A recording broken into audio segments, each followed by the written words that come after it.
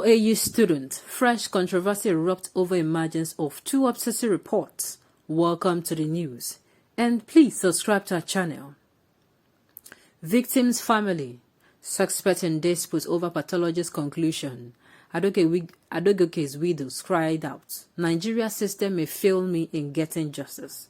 Hotel owner lawyer asks fleeing suspect Rahim to surrender. On this issue, it was just brought to our notice, that the autopsy of this man has came back. I just hope that it was not tampered with, and I hope that they get justice, even though that this man will not come back through justice. It's not like justice will bring back this man, but that the family find the solace of finally the people who did this, they are not roaming the street free. I just hope the security, the legislative body do not, the judiciary system do not fail them. Sincerely, this might just be okay, fine. My husband is dead, fine, but their killers or his killers, they are not roaming the street free. Like it will be a consolation, a kind of closure that fine, something bad happened, but at least the right thing also happened after that. Fine. Sincerely, I just hope that this woman gets justice. Not just her. While we are talking about this, we're talking about Sylvester. In fact, this had been one hell of a December. From his case to Sylvester Romani's case to the 40 people that died in Sokoto while traveling, to a lot of things, like both the ones that the media covers and the one that they are not able to. Sincerely, I just hope that all these things, justice is granted those individuals and their family find consolation in it. Now the news in detail. Police probe of last month's death of Obafemi Awolowo University Ile-Ife MBA student Timothy Adegoke appears to have thrown up a challenge for detectives following the emergence of 2 autopsy reports on the cause of death. Adegoke, 37, died at Hilton Hotel Ile-Ife shortly after checking into the facility on Friday, November 5th, and his corpse was dumped in a grave on the outskirts of a city.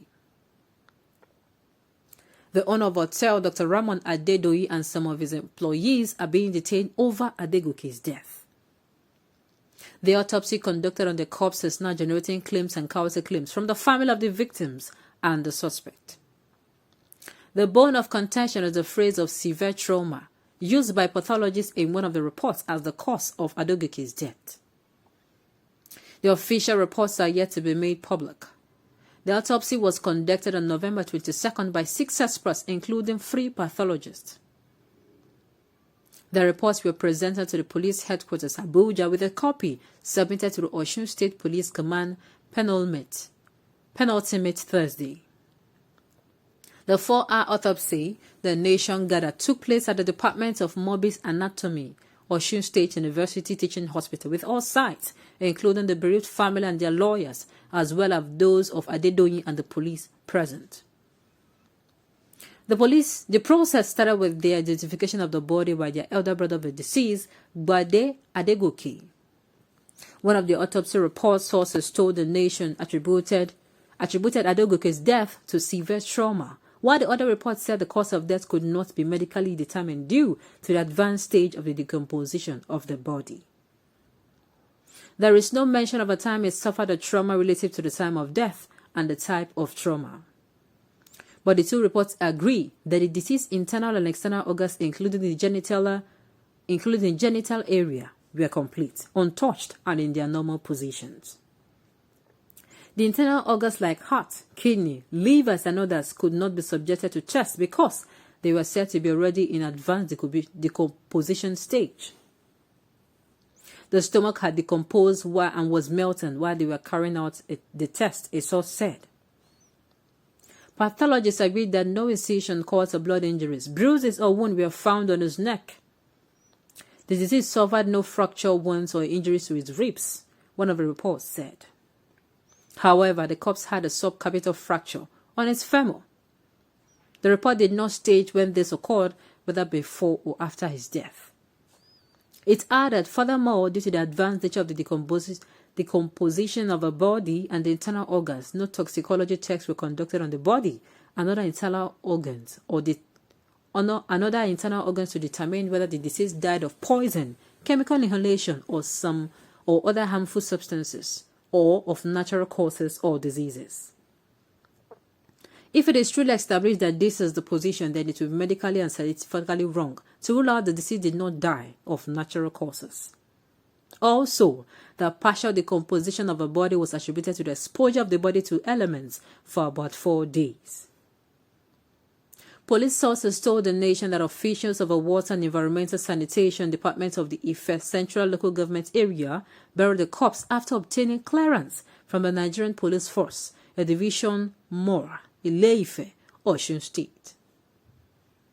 A medical doctor who does not want his name mentioned described the severe trauma freeze as an open-ended conclusion. Trauma could be as a result of hitting him with sticks or sickness or anything, the source said. Another medical doctor said pathologists could come up with different results on a single autopsy, adding that interpretations of the results of a test will be determined by the circumstances and perspective they are looking at the report. He said, the one who will look or interpret the result based on forensics is different from the way others are going to perceive it. For example, if someone is strangled, the test will show the marks and how it has been constrained.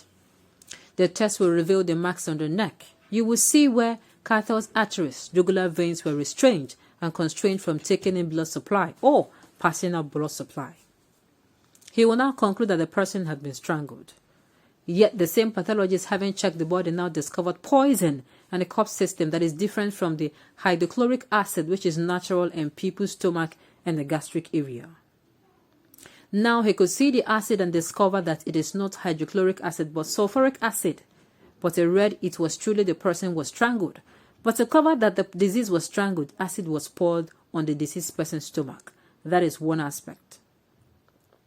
Another person might look at it from another perspective, that when the victim was strangled, acid was poured into his stomach or mistakenly drank something that could be acidic. But because the acid in the victim's stomach would automatically cause choking episodes, the victim might hold on to his neck and start struggling. As you can see, they both have the same scenario and different episodes. 2 different opinions, 2 different ideas, and different medical write-ups. He also said it would be difficult to carry out a toxicology test on the corpse because right now, Nigeria does not have the technology to do that. I doubt if you have the technology of carbon dating in Nigeria, but the country is advanced in the medical field to a very reasonable extent. I still believe that the pathologist should be able to, a large extent, determine the cause of death.